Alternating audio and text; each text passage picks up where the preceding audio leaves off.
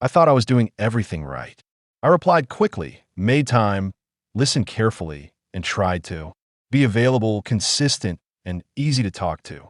Nothing about it felt wrong while I was doing it. But slowly, she changed. She still replied, but the warmth was thinner.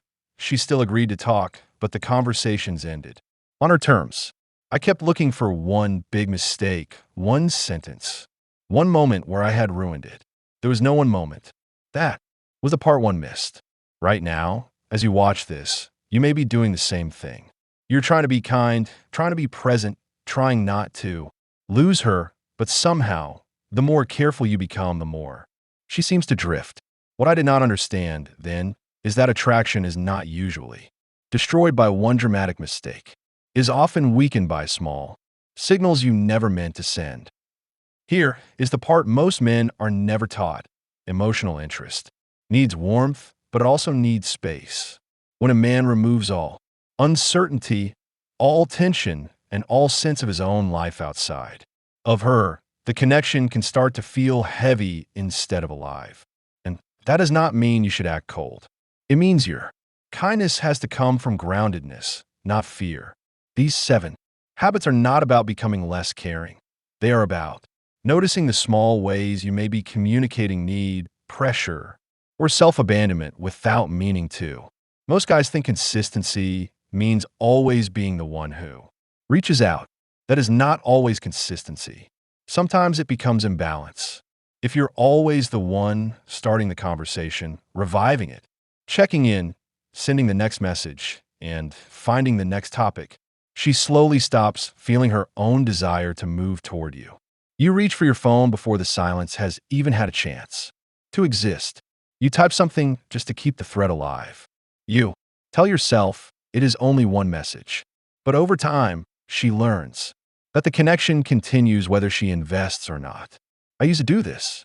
I thought I was showing interest. Looking back, I was removing the space where her interest could show itself. Interest needs room to move. If you occupy all the space, she never has to step into it. That one is subtle. The next one is even easier to miss because it looks like good manners. Most men over-explain because they want to be understood.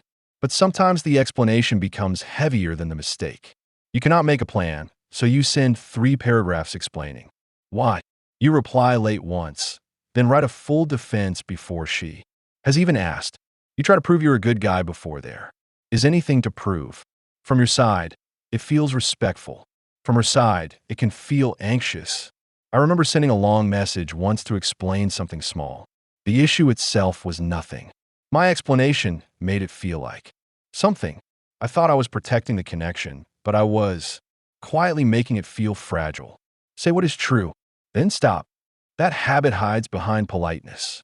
The next one hides behind something that feels like love. Most guys think availability creates attraction. Availability creates safety. But instant availability, all the time, can quietly remove curiosity. If she texts, you respond immediately. If she wants to talk, you are free. If she changes the plan, you adjust. If she comes back, after being distant, you are instantly warm again, as if nothing inside you has its own rhythm. That does not make you look loving. Sometimes it makes you look like you are waiting. There was a time when my phone was basically in my hand before the message arrived. I thought I was being present.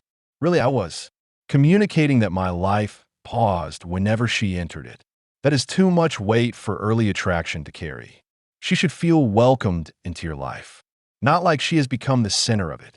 That one is about your time. The next one is about something quieter, your opinions. Most men do this quietly. They do not lie exactly. They just soften every difference. She says she loves a film you did not like, and suddenly you say, it was not that bad. She disagrees with you, and you immediately walk your opinion back. She chooses something, and you act like it was what you wanted anyway. You think you are creating harmony. But attraction does not grow from perfect agreement. It grows when someone can feel a real person in front of them. I used to think being easygoing meant having no strong preference.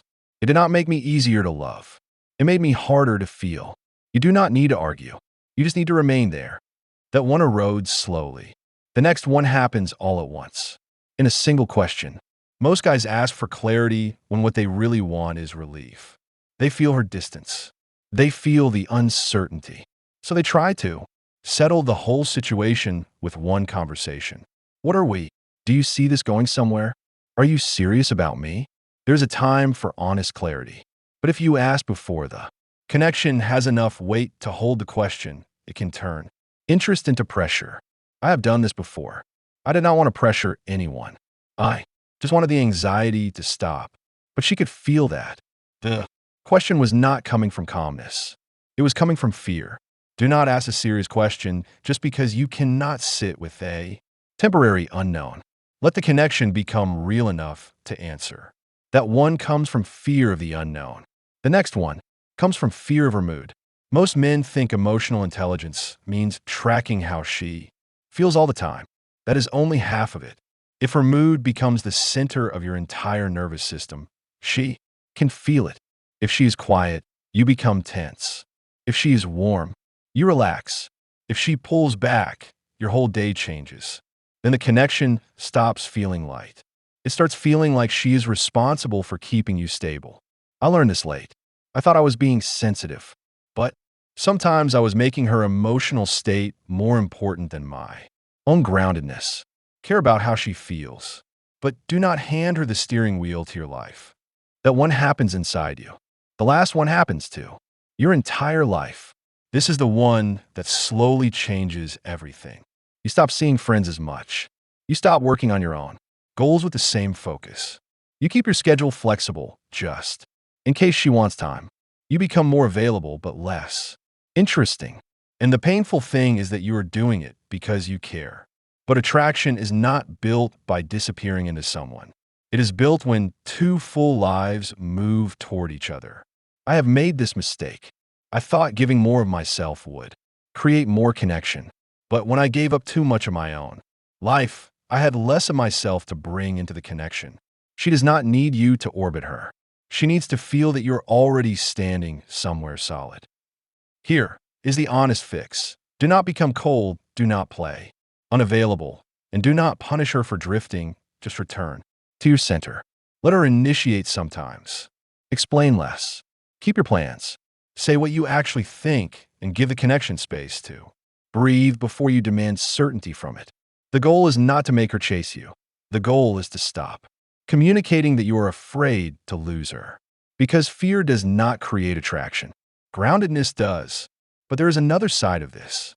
Sometimes you stop pushing, you give space, you stay grounded, and she still keeps coming back without fully choosing you. Why she keeps coming back but will not commit, that is the next video.